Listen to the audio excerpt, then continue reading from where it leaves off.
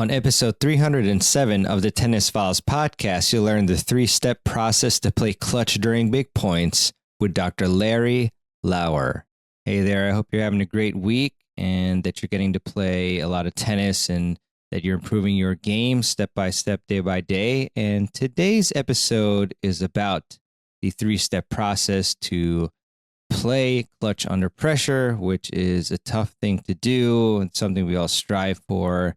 Actually reminds me of, fortunately, of a doubles match that I had with my partner, Derek. We play in a government league, actually, and we were able to win in a third set tiebreak. Oddly enough, the tiebreak was only to 7 instead of 10, but we managed to pull that one out. And, some of the principles that you hear about today helped us, get through this one. So, and I'm really excited to present this interview for you that I did a while back because, it's a step-by-step, three-step process framework, which is always really especially helpful for you. It's something you can easily remember and then put into practice. So, and if you don't know about Dr. Larry Lauer, he is the mental skills specialist for USTA Player Development.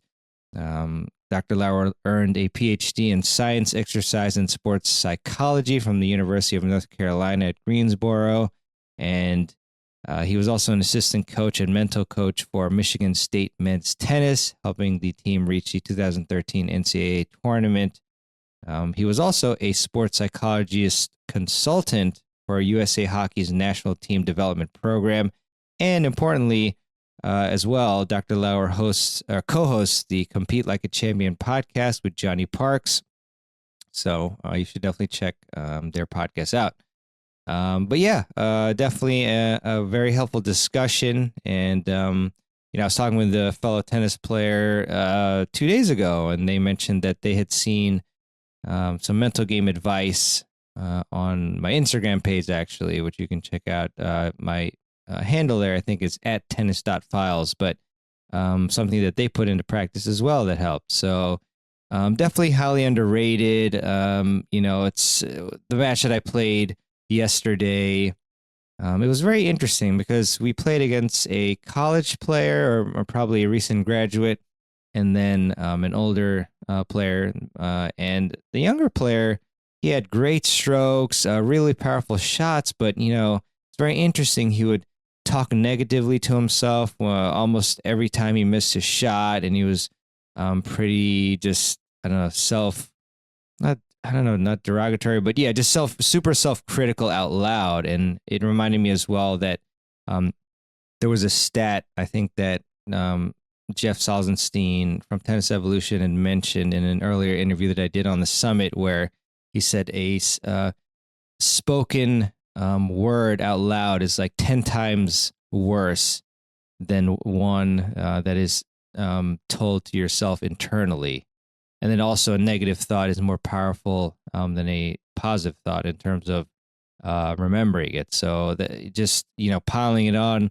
And, fortunately for us, the player did not perform so well during the big moments, and we were able to. But, all that aside to say that I think that this episode is going to be very helpful for you and very pivotal, potentially, if you can put it into practice. So without further ado, here is my interview with Dr. Larry Lauer. Welcome to this masterclass on how to perform in critical moments with Dr. Larry Lauer. I'm really excited to have Larry on once again. He was on the summit last year and on my podcast as well. And, if you don't know about Larry, he is the director of mental performance at the USTA Player Development, and he is a certified mental performance coach.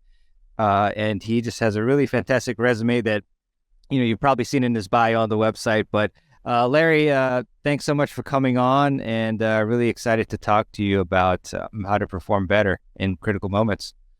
Thank you, Mervin. I'm excited to be here. We had a lot of fun last year, I think, and hopefully I can provide some useful advice, practical advice for your listeners again. So, yeah, definitely. Do you go by Dr. Lauer or Larry? What do you prefer? Should ask you that. You can go with Larry, since now we know each other this well. Some people it's Dr. Lauer, but nah, I'm just joking. Larry's fine. Okay, thanks. Depends on how you treat me. Oh, no. I'll treat you with the utmost respect that you deserve, sir. But yeah, of course. But yeah, I'm excited to really get knowledge from you in this area, because as we were speaking about off air, I've been getting a lot of feedback from the summit participants on what they want to learn about, and it's almost like the mental game dominates. It's just so many players who say I don't perform well when pressure is upon me. They can't seem to win any tie breaks, things like that. So I guess, what are the top couple concepts that players just want to be thinking about, when they're maybe they're preparing or visualizing or whatever it is, about these tough moments? Because a lot of us obviously have scar tissue from not performing well in these moments, things like that. So how should we be, what should our mindset be? Well, I think the mindset should be one of a growth mindset, where you're looking at how you're getting better. Because if you're getting better, then you have a chance to perform under pressure, right? If you're not improving, it makes it challenging to think that you're going to continue to perform. So I think it's a growth mindset. And, the fact that we hear so much about this side of the game, right? The mental side goes to show just how important it is. I don't know how many times I talk to people about it, and they're like, this is so important. I'm like, okay, so what do you do about it? Not much.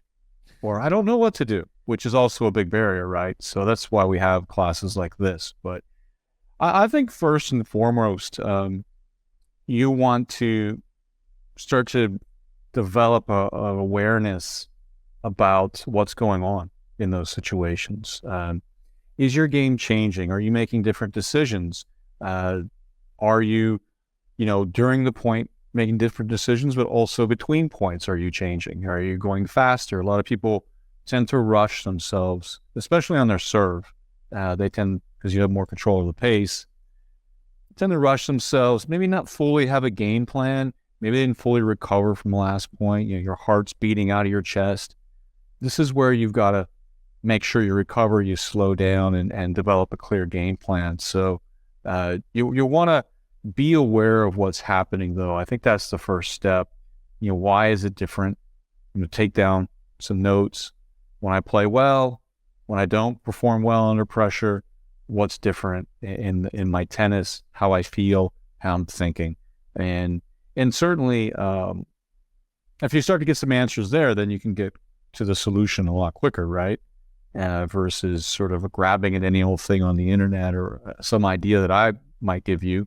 When you know what it is, then you have a better shot at resolving it. And once you have the awareness, I think you have to then develop your mental skill sets. If you're unable to focus for 2 minutes, on something, how is it you think you can go into a match and stay focused for an hour and a half, right? So developing your mental strengths, your mental skills, being able to focus for longer, being able to refocus more effectively. So how quickly do you get your focus back when you lose it? That's probably the most powerful skill we can have. And certainly, how do you talk to yourself in these situations? Are you your best friend? You like a doubles partner you like to play with? Or you're like a doubles partner nobody wants to play with? How would you characterize the way you're talking to yourself? What kind of goals do you set? Is your goal to avoid losing, or is it to play a certain way? Which typically we find that if your focus is on the process, how to play, you perform much better under pressure. So there's a lot of different ways to go on this topic. But in terms of mindset, just getting to it, you got to be aware of what's happening. Okay, so pay attention in those moments, reflect on it, learn from it. Make sure you're really developing your skill set so you're prepared for those moments to be able to focus and refocus well, talk to yourself in a good way, be really clear on your game, and set goals that really encourage a process mindset, because that is under your control. That tends to alleviate your anxiety. And then we can get into the other things like breathing and routines, which I think we probably talked about a lot last year. But I think you got to have the awareness, you got to have the skill set, and really kind of start with that with your goals as well. Yeah, a lot of great stuff here, and I really enjoy the kind of the framework, the 3 steps that you've laid out here. I guess in particular, I want to ask about like the ability to focus for longer. So, I mean, what do you have your players do who kind of have trouble with this? And it's really tough these days, you know, with it's fascinating when you learn about like the effects of you know, artificial dopamine, if that's the right term, but you know, just from you know, your phones and whatnot, and it's kind of like you lose focus very quickly. Whereas, especially in the past, we used to do tasks without all these electronics and then be able to focus for longer. So, I mean, what types of things do you have players do or even not do to help them focus for longer? And then also, I guess, refocusing, obviously, as you mentioned, is a arguably more important skill, how to do that as well. Yeah, at this point in time of this video, people probably are already on to another window, right? Another tab and doing something else while they listen to What'd you say? What? Exactly. Yeah, exactly. So, and I get it. You know, it's a challenge for all of us, right? In this world of this technological age, I think some of the things you got to do is you have to put aside the things that distract you, the phones, the other devices, and be able to lock into something, right? And that, of course, is something that you choose. It could be breathing. It could be some form of imagery or visualization that you're doing about your game or what you're going to do that day or past experiences.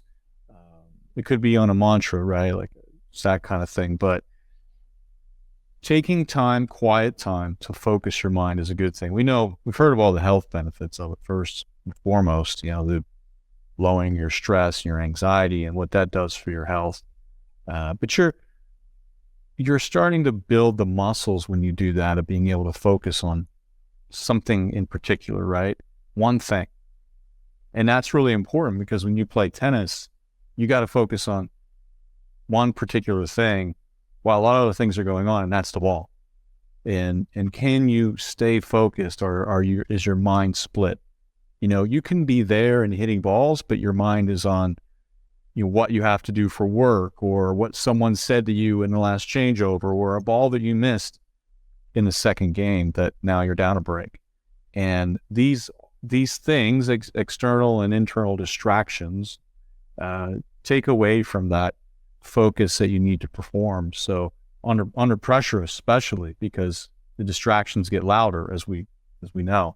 So to me, you know, a lot of it off the court, you can do mindfulness activities. You can do breathing, meditation, you know, and there's apps for these things that you can, like Headspace and Calm and other ones that you can practice this. You're building the muscle if you do this regularly to be able to focus. Now, a couple of the exercises I like most, particularly, we like to do things like box breathing, for example, or some people call it square breathing. If the listeners haven't heard of that, that's where you inhale through your nose, maybe to a count of 4, and then you hold your breath to another count of 4, and you exhale. It can be out through your nose or out through your mouth to a count of 4. And then at the end of that exhale, you actually hold your breath again. So you're making the 4 parts of the breath with a breath hold at the top of the inhale and at the bottom of the exhale. You're holding your breath as well, and then you cycle that back over.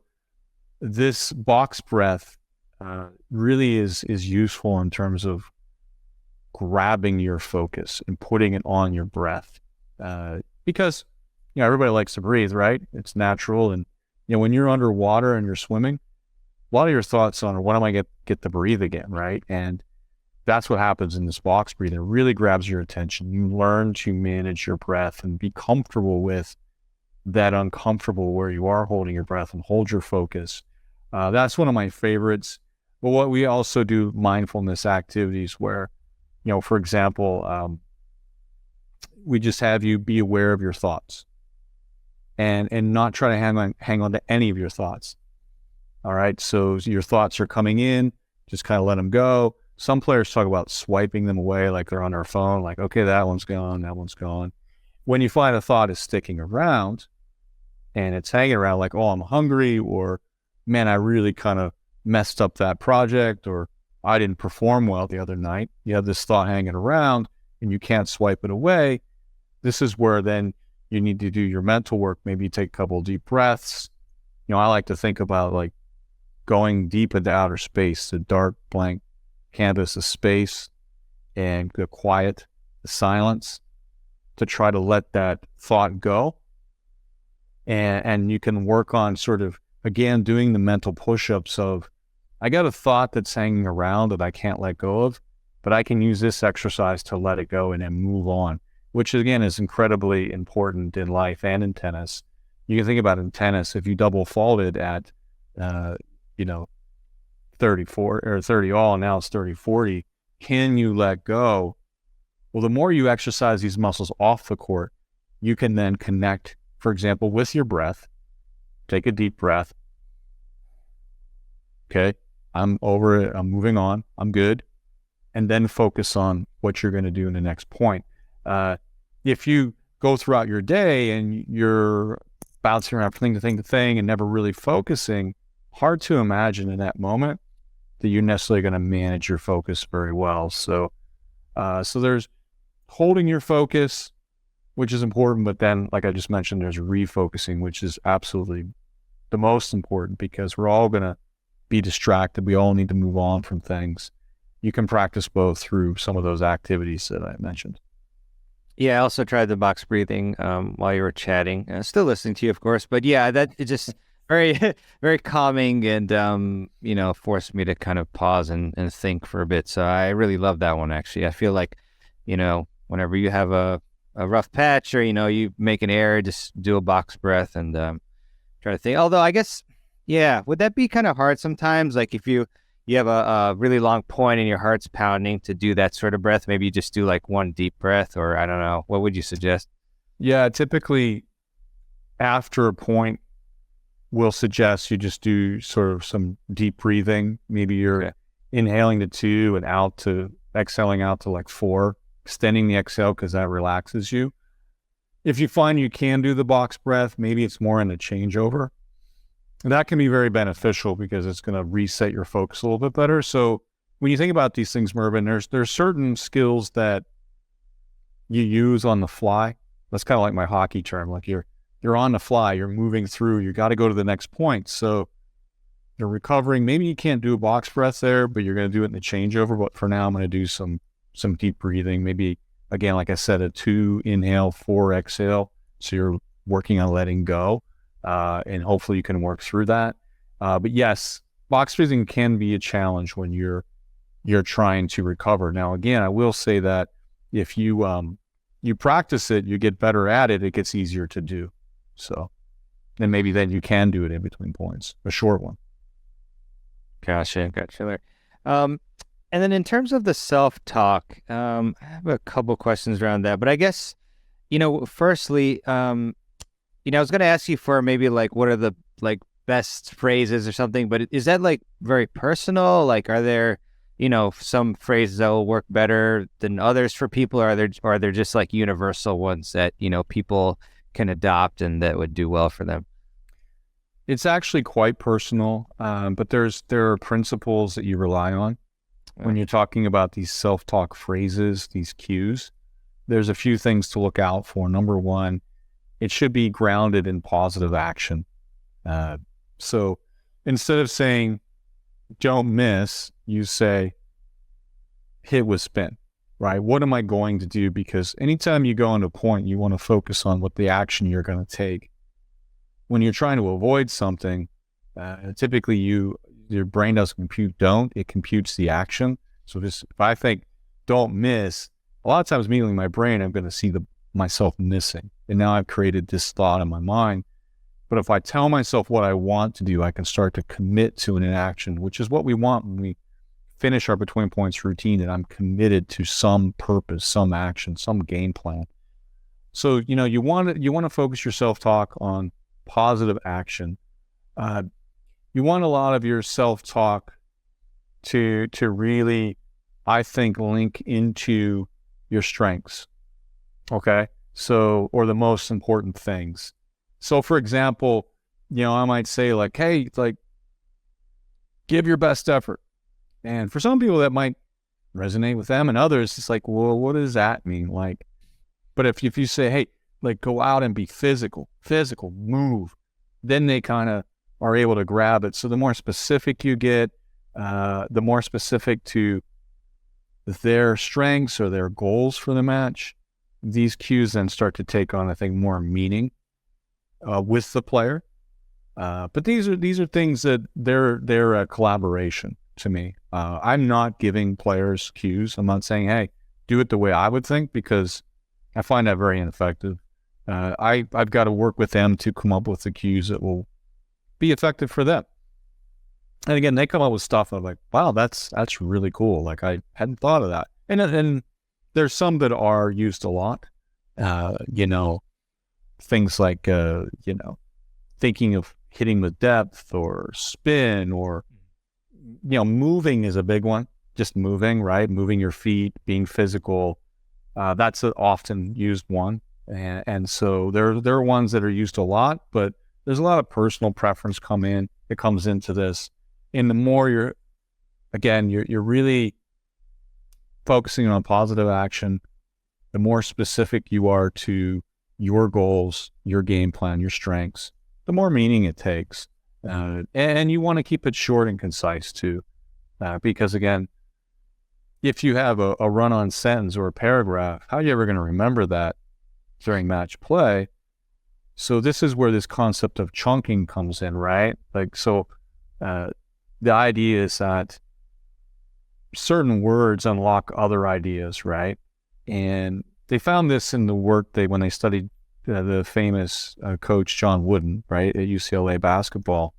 He would say certain words, and it would mean a whole lot of things to his players because they had worked through it, right? They'd been taught what it means. And so if you as the coach, you're saying, hey, be aggressive, what meaning does it have? That might mean a number of different things, like, oh, that means I need to come to the net more. That might mean I need to accelerate. That might mean that I need to look for short balls, right? That might mean I need to go out wider, right? It can mean a lot of different things to a player. Aggressive with your feet, aggressive with your strokes, aggressive with your mind. So we got to define these things, and the more that you can get to the simple words that have meaning to them. But you got to work it out, because I've experienced this too as a mental coach. You're talking about being aggressive, and they're thinking that means take a lot of risk. That's not what we meant. We didn't mean hit for the lines. But that has to be clarified, right? But these chunk words, there are certain words that have a lot of meaning that mean a lot of other things. And if you can figure out what those are in your tennis, and you usually do that with your coach, because your coach has a philosophy, or should have a philosophy, and they're teaching certain concepts, certain cues that can have a lot of meaning, and so again, aggression is one that's often used. Being physical, what does that mean? That could mean bending your knees. That could mean moving your feet, a certain type of footwork. It can mean a lot of different things, right? So, these meaningful words can chunk a lot of ideas into them, is what you're getting at with that. So, yeah, Larry, and so I guess it seems like the self-talk, it's much better when it's like an actual, like, concrete action. Like, I was wondering if more primal ones, emotional ones, like let's win the match, or let's destroy him, or something like that. Like, is that too emotional? I mean, is there ever a place for that? Like, maybe if you have low energy and you just, like, I don't know, like. Yeah, it's a good question. I think first you got to know yourself, right? What works for you? Because for some people, they go there and then they just get way too high on the intensity energy scale, and then they have anxiety. So you got to be careful with that. But when you're talking about these self-talk cues and phrases, there are ones that are more information based, right? Like, go to the net, and they're more of the sort of emotional encouragement type ones, right? Like, hey, let's go, you got this, right? They're both good. And in conjunction, they're probably very good, right? Like, hey, you got this, get to the net. But you have to know your player, right? Because again, we were at a match. When I say we, as me and the team were at a match of a player the other day, and we were sitting on the sideline. It was a long 3-setter, and there was a lot of emotion, and we were talking on the sideline as the match was going on. Like, here's a time where we're not going to insert more emotion because the player is already emotional, right? Very intense, and emotions are kind of going up and down. We got to present a lot of calm at this point. Like, hey, you got this, and just kind of an easy clap. Versus, again, like you said, maybe the energy's dropping. So, hey, come on, let's go. You got this. You got to get to the net or whatever, But, yeah, you have to read the person. You got to read the situation. But in general, again, these self-talk cues, the more specific they are to a task or an action, that helps that helps the player focus in the present. But also, you can have the encouraging ones, the emotion-filled ones, the ones that push you. And what we haven't even talked about is sometimes you challenge yourself, right? Like, hey, you need to pick it up, right? And that's okay too, especially if you're not doing what you need to do. But it's the way that you do it. If you're doing with a command, we'll say, pick it up now, let's go. That's better than, come on, you always do this. You got to pick it up. What's wrong with you? I don't, the way you do it really matters. And this command voice, succinct, to the point, draws you back into action, into being willing to act versus sort of more what sounds whiny or complaining. So there's a lot of different facets to it. You have to think about what you're saying, but also how you're saying it. And then when you say it. And you have to consider all those pieces. But to keep it simple, again, what I tell players, especially at first, come up with a couple goals that are really keys for you to play well in your match.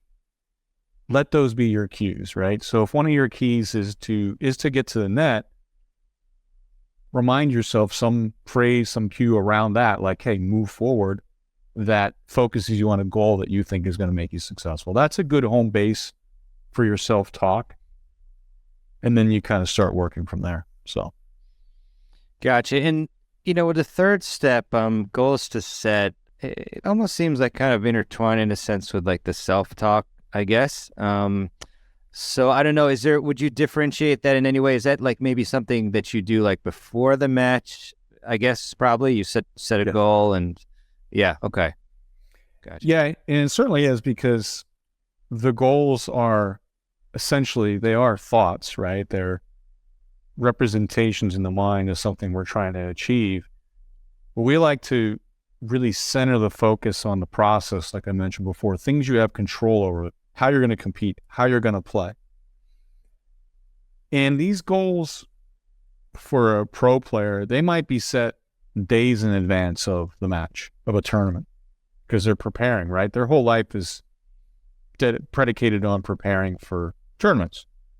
For someone who has a job other than tennis and they're coming to their match and wanting to get themselves mentally ready, still not a bad idea to take down a piece of paper and write down a couple process goals. I really want to hit out on my second serve with more spin. Okay. Get that in your mind. That can help you sort of alleviate, worries and doubts, because you're putting things more under your control. But really a lot of that stuff, the 30 minutes, the hour before you play, just lock into, this is what I want to do. This is important to me. If I do these things, win or lose, I want to feel good about myself. It's not based on just the outcome. But the goals drive the mindset, right? And that's really kind of the lens at which we see our match. So if I go into the match, like, I need to win, we need to win this, we move on to the next round. Okay, that's the lens I'm carrying in. What happens when you get down a break early in the first set?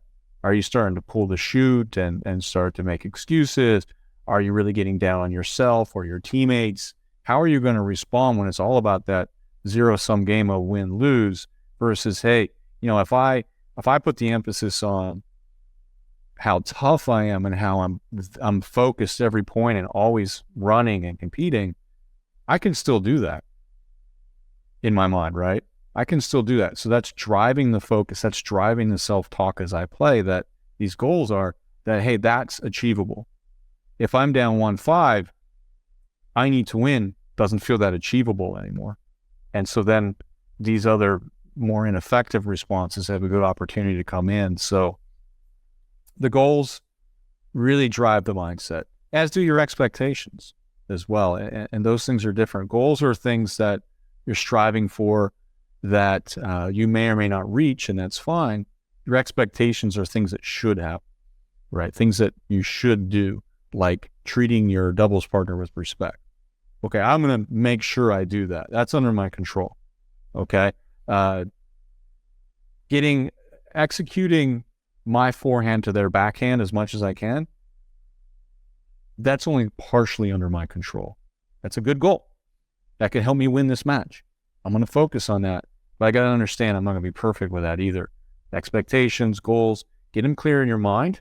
That helps you really kind of clarify and put the right lens around your match where you can see it in realistic ways, right? In effective ways. But if we carry into the match like, oh, hey, you can't miss against this guy. You cannot miss. What happens after your third miss? Oh, I'm going to lose. I'm not playing well. I'm missing. What's wrong with me? Versus like, hey, you've got to really make sure you're putting the ball in play with depth against this guy. So when you miss, it's like, hey, put the ball in play with depth versus you can't miss. Well, you just did. How are you going to work that out under pressure? So. Yeah, Larry, great stuff. And so I guess, a lot of players, probably everybody, you've got the framework, let's say the awareness and mental skill set, you've been working on that, and you've got a good goal that's, that you've set before the match. But then, it comes to crunch time and all of a sudden, it's like 6-all, 3-4 in the tie break. And then, invariably, like you start thinking about the result and you feel nervous, you feel tight. What is the routine there? Do we go back to kind of the focus sort of branch of it where, or the refocusing rather, where we like do the breathing, like what, it's almost inevitable. And I hear even like the pros still feel this. So what do you do in these situations? Yeah, think about what they do in basketball, right? A free throw shooter in a big situation is going to use the routine that he or she would use throughout the game, right? They're not going to do anything special, super extra, like, oh, this is important now, so I need to, dribble between my legs 3 times and spin it and then say something and then shoot, because you're going to be out of rhythm, right? And a lot of tennis is actually keeping rhythm, feeling a sense of rhythm and moving forward. And so whatever routine you're doing, you want to have a home base routine. We call them our green light routine. That's basically green light when you're driving means keep going. And that's what we want to have in place throughout our matches, because then it creates a rhythm. It creates a comfort in getting ready. It also trains the brain to be ready to play, right? Because there's a certain series of things that are happening. The brain's like, okay, I know that I'm about to play a point here. I need to be ready. I need to be alert, focused externally. If we don't have a routine, a bunch of random stuff happens. Our brain can be distracted and all over the place. So whatever routine you're using, you should use it throughout the match. That's the first point. And you should use it in practice so that you get comfortable with it. Because you don't want these pressure moments to feel so big and so different that they do lock you up, right? Why wouldn't they if this is, so important? This is the point of the match. Well, it's another point in the match. Yeah, it feels important, but I got here because I did all these other points. So you got to be able to put it in its place by following your routines. That brings a sense of comfort. Now, the routines, people will do different things, but there is a flow to this that is sort of, there's an immediate response after the last point is played, positive, negative, or neutral. Typically, pros are neutral, especially under pressure. They're just going to be even keel, take their breaths, move through the routines, walk to the back, take a little bit of time. Maybe they're going to towel off. This is their process of recovering. They're taking deep breaths, which allows them to clear their mind so then they can refocus on what's my plan for the next point. And that's the thing I think people don't realize with pros is they're very purposeful about each point. There's a plan. Now, the plan doesn't always work out because tennis is a game of chaos, to be honest. There's so many things that can happen, but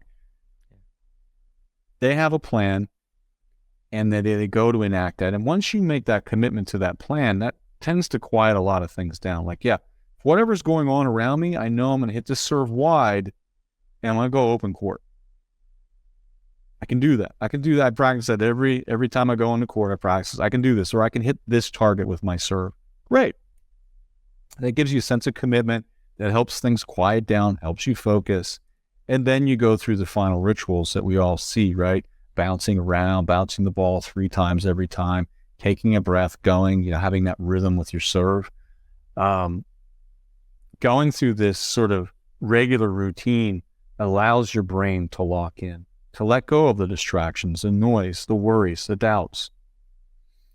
And if you find that regular green light routine isn't working for you, you're still worried, you're still thinking about the 30-15 point that you missed, then you take a little bit extra time to do a little bit more work, right? Maybe you do a box breath there if you can, like we talked about earlier, right? Maybe you do a little bit more specific visualization between points. I'm going to imagine myself really hitting that forehand well out to the back, and I can see it, I can feel it, boom, I got this. So I need to do a little bit more visualization here to lock that in. Maybe I'm doing shadow swings. You see a lot of pros will do that, and they're focusing on the feel of hitting a good ball. You do a little bit more, but you circle right back into your routine, right? So you go back to your rituals, you bounce the ball, you're bouncing your toes, you do whatever you normally do to get yourself ready. So that's what we call our yellow light routine. You're driving, obviously, yellow light means slow down. Doesn't mean speed up, everyone. It means slow down. You got to make a decision to make. Are you going to go through this intersection? Or are you not? In tennis, yellow light means, hey, there's something up. Not quite where I want my focus to be, so I'm going to get it to where I want it to be. I'm going to get back into my green light. It doesn't mean panic. We were just in Sarasota this week, and that was one of the great reminders at the Sarasota Open is that the players that are usually successful are the ones that do not panic when things aren't going their way. They just even keel, they go about their business. They know that there's going to be these moments, that they are going to keep doing what they do and they're going to stay with it. But those routines also, Mervin, they allow you that work that you do in practice, for example. So if you're doing breathing, that gives you a place to insert it in the match, right? So now I know where to breathe. I'm going to take a deep breath after the point ends. I'm going to take a deep breath before I start the point. Let's go, right? So you bring the breathing you're exercising into the match. Or maybe it's a yellow light, you want to do more box breathing. Well, I practice that, so I know how to do that. And I know when I do box breathing, I tend to focus well. That's a good feeling under pressure. So your routines also give you a structure, a home for putting things into the match. Otherwise, imagine what your mind is like without structure. It's all over the place.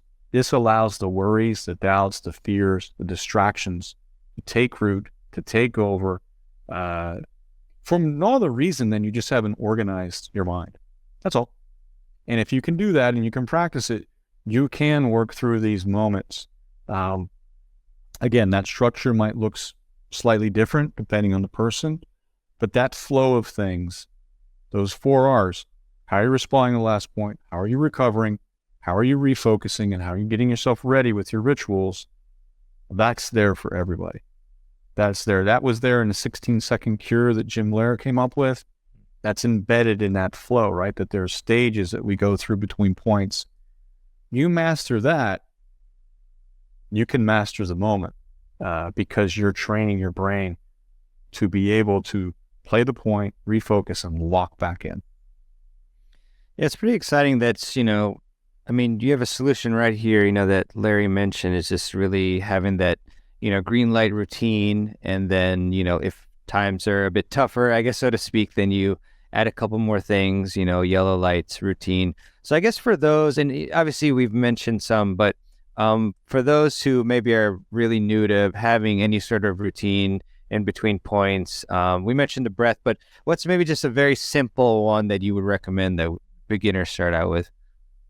Yeah, that's a great question. How do you get started? Because you don't start with a pro's routine because you're not going to remember it. You're not going to have the discipline to do it. You start simple. You choose one or two things, right? That's how we want to do these things. Now, maybe you have something you always do between points now. Maybe you always, let's say, take a couple bounces before you go to serve and return. Okay, that's great that you have that. That's getting your feet ready to go. That's reminding yourself to move. That's a good behavioral piece in the routine. But if you can connect something to that, right? So I'm going to do my bounces, but right before that, I'm going to remind myself of my cue. Oh, hey, heavy to her backhand. Boom, boom, boom, boom, boom. I do my bounces. That gets me ready to play. So now we call this coupling, right? So a habit that's already in place, you can attach another behavior to it, and it's more likely that you'll turn that behavior into a habit as well. So we want to use this concept of coupling to add to our routines, but you start out simple, one or two things. That's why I like to teach Breathe and Believe, Mervin. I like to start out with, hey, just take a breath, something simple, one of those cues or something your coach would tell you. That's what we teach at the youngest ages, right? Because you don't start out with these elaborate between point routines because they're just not going to do them. They're going to remember them, let alone want to do them. So you start simple, one or two things. Again, people are different. I like to start with take a breath, say one thing right now that's going to help you get to work. A lot of people start with the ritualistic end of it, right? Like, okay, I'm going to sway back and forth before I return and I get into my stance. That's great. That's a good start. Have your ritualistic things you do that give you rhythm going into the point on your return and your serve. You can start there. You can start anywhere. But what I will say is that getting ready to play can break down also anywhere in that process. So if you have 25 seconds to get ready to play, it could be that the first second is costing you the next point.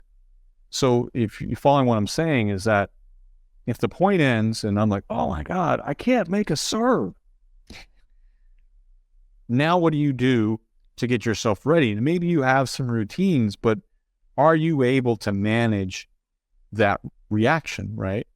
So eventually you do need to get to a point where good body language, good breathing to recover, walk behind a baseline, however you want to do that, pick a plan, can be very simple, remind yourself of cue, can be more complex, like what a pro would have, like a serve +1 or +2, and then go through your final rituals. You want to eventually get yourself to that because that's the most effective way, one of the most effective ways to get yourself ready to play. But you start by doing one thing and then you scaffold upon that. So again, if you're looking for the cookie cutter approach, like Larry, just tell me what to do already. Stop babbling. I would say, hey, start out just by really having good body language as the point ends and just walking away from the point. Start there, go to your strengths, and then you can build upon that. Because if you're not reacting to the last point, probably have a good chance that you can get yourself ready to play for the next point. So, Larry, obviously, even if we, do all these things, try our best, there could be patches where we get unlucky or we just playing against juggernauts, however it is. And then, we sustain, a few losses in a row or many losses. So in that, in that vein, I want to ask you about, resilience, bouncing back. Like what sorts of things do you do to help yourself so that you don't feel like, oh, I keep losing every time or losing close matches? Is it like similar practices off court or like how would you handle these situations? Yeah, well, resilience is a lot of what we've already talked about, right? Because the first thing about resilience is that you have to have adversity to be resilient, right? And we've talked a lot about patches where you're not playing well or maybe you've lost, right? And how you're going to deal with your loss. So first things first is there has to be adversity, and you want to have particular perspectives about adversity. That, hey, we bounce back when something doesn't go our way. I remember playing a tournament with my friend when we lived in Michigan, and that for the whole tournament, that was our phrase. We're bouncing back. We weren't going to let any error that we made in this doubles tournament keep us down. And we ended up playing really well. I think we made the final of that tournament. We were going to keep bouncing back. And so there's got to be a perspective, right, about adversity. You're like, okay, first, it exists. Secondly, that's not that big of a problem because it exists for everybody, right? Everybody has adversity in their lives and in their tennis. So what are we getting so worked up about it for, right? Like, it's not that big a deal, to be honest. We can deal with this. And then, like I said earlier, secondly, if you have the skill sets, like we've worked through some of those today with the self-talk and the breathing, if you're practicing these things and then you engage with them in those moments, you can then quiet the noise, quiet all the doubts, the fears, the worries. That's the thing about resilience. The people who are resilient, they aren't fearless. They have fears, they have doubts, but they manage them well. They put them in their place. Like, oh, okay, you know, I accept that I can have this, but that's not real to me. Like, I can serve. There's nothing wrong with my serve. I'm good, right? They can go through that process and then go play. The person who isn't being resilient, they're fragile. What happens in many cases is that they get to that point where they double fault a couple times and they hang on to that thought of, I can't serve. I'm going to double fault again. I'm going to lose. And they can't get over the hump on that because they believe in it. But your mind's just telling you something that honestly isn't real. But the more that you have these skills where you can discipline your mind, where you can work through these things, you then can come out the other side of this in a better place.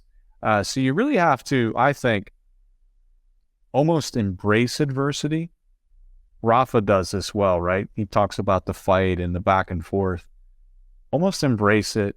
Not everybody's going to be there. I don't expect people listening or watching this tomorrow to be, oh yeah, I love it when I double fault. That's not what I'm talking about.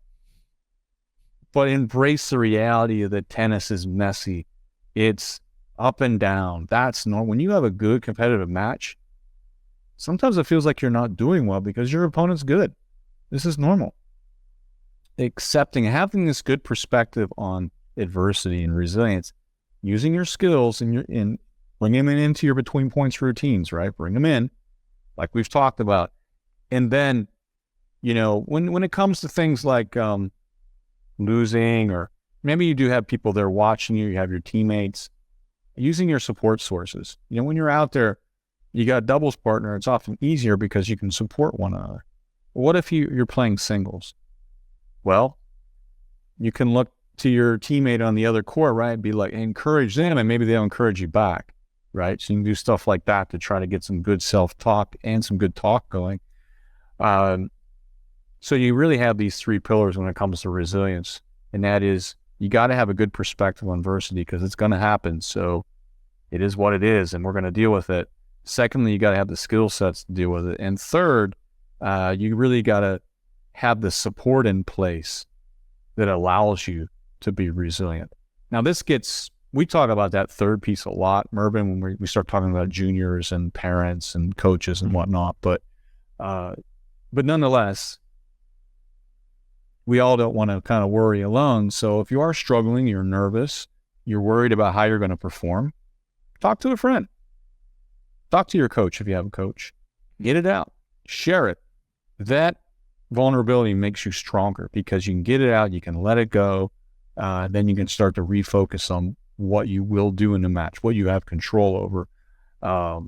So to me, the resilience, we use a lot of the same skills that we've been talking about throughout this webinar, but it really is all cast in this context of something hasn't gone my way.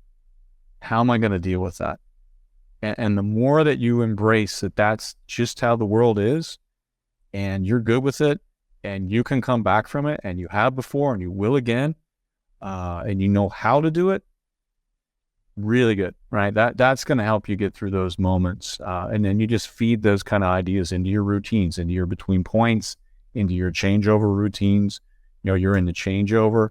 You're thinking back to times that you fought your way back when you were down, right? I'm sure a lot of people listening to this right now have had times where they they were losing and they come back and won. And then for the next couple of weeks, they're like, I can't lose to anyone. I can always find a way. You have that confidence now that you can find a way to come back. That's in everybody. It's there.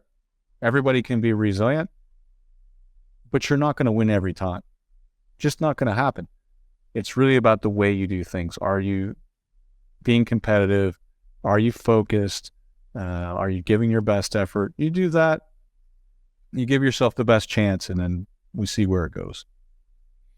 Yeah, I love that. And so I imagine that, a lot of the principles you just talked about apply to this question, but, you obviously have players who are perfectionists, maybe they just like in their everyday life as well, like they, think that they rarely make any mistakes or whatnot, or they never want to make one. So, I mean, how do you shift the mindset for these sorts of players in tennis, at least, to help them?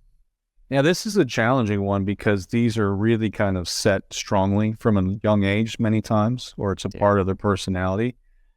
And so you have to understand, for the perfectionist, this person who everything's got to just be right, or it's bad, it's failure. Where is that coming from? Why are you putting such rigid standards on yourself?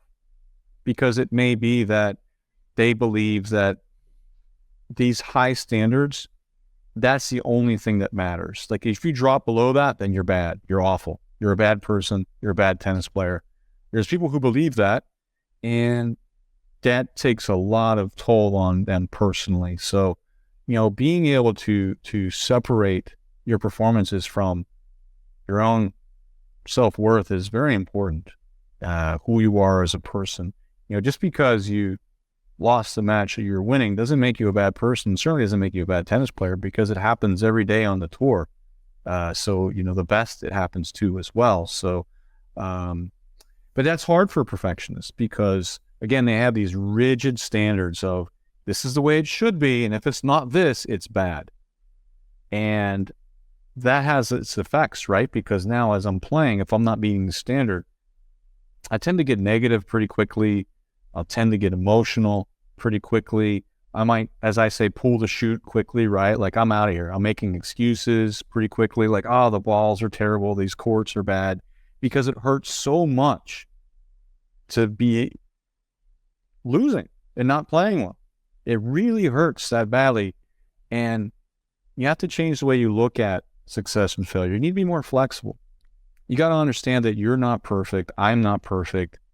And the reality is that tennis is a game of errors. That's why they have these two stats, unforced errors and forced errors. We got a lot of things go around on errors, right? And oftentimes, like we're in the clay court part of the pro season now, you're going to make more errors than you hit winners, and you still win the match. And then the other thing you got to wrestle your mind with is that, the pros, they might win 53, 54% of their points, and they're winning by a break or two. But they're only winning a couple more points than their opponent. It's not like they're winning 24 points and their opponent's winning 2, right? So I think we get these ideas in our mind that there's a way that it should be, and we can't get outside of that. The reality is there is no should be. There just is.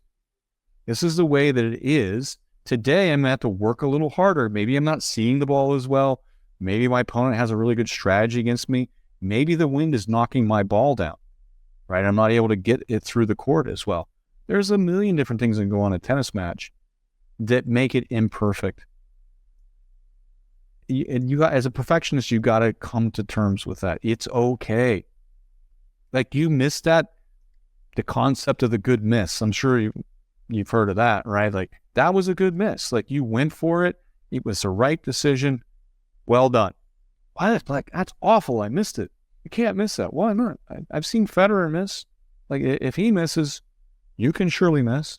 So you really have to, as a coach, as a parent, have a lot of patience, first of all, but also help them start to challenge and counter some of these thoughts that are irrational, that I should always make that ball. You might make that ball 95% of the time, but that was one of those 5%, and it's okay. It happens. that builds in the resilience if you can start to think that way. So perfectionists, if they're a strong perfectionist, a lot of times they're not very resilient, because if I'm making mistakes, if I'm losing, that's bad. It's not what it should be. And that undermines that resilient response we're looking for. So we really have to change the way we're looking at things. Now I like to do this through games too, right? So like if you're playing games in practice where you reward them, not for playing perfectly, but for the way they go about things. So on our podcast, Compete Like a Champion, we're about to put out there this skill drill on the bounce back game, where if you get broken, now the alternative scoring starts. So you're playing games, you're playing sets. When you get broken, you have the opportunity to get 2 points on the next point. So if you can win the next point, you get 2 points, but you're going to have to refocus to do that, right? You're going to have to bounce back. And if you win the next game, you can then get the next point on your serve to 15 love without having to do anything. So we're trying to reward the process of coming back. Now, in that case, we reward it through an outcome. We have a alternate version of that where, okay, we're going to reward you for the way you do things. So let's say you get broken, you come back on the next point, you're hustling and you're being physical, you're playing with spin and depth, and you're doing everything your coach is teaching you to do. Boom, I'm going to give you that point. Or I'm going to give you a mulligan, because you know what? You get to play that one because you did the right thing. Again, you don't do this all the time, because the reality is you have to play with real scoring and deal with it. But when you have players who are struggling with perfectionism, you want to reward a different response in practice at times, rewarding them for the way they do things versus the outcome, because that just totally, the outcome reinforces that perfectionistic mindset a lot of times, where you know what, it's an end game. Either I won the point or I lost the point. I win the point, I'm good. I lost the point, I'm bad. No, let's change the focus on this. Let's put it on the way you're doing things. Love that, Larry. Covered a lot of awesome information today. Just want to ask, if is there anywhere that you might want the audience to follow you, or USTA, or any links or profiles you want to shout out? For sure. I mentioned our Compete Like a Champion podcast with Coach Johnny Parks. You can find that on really any place that you can subscribe to podcasts. So we're out there, as you know, Mervyn.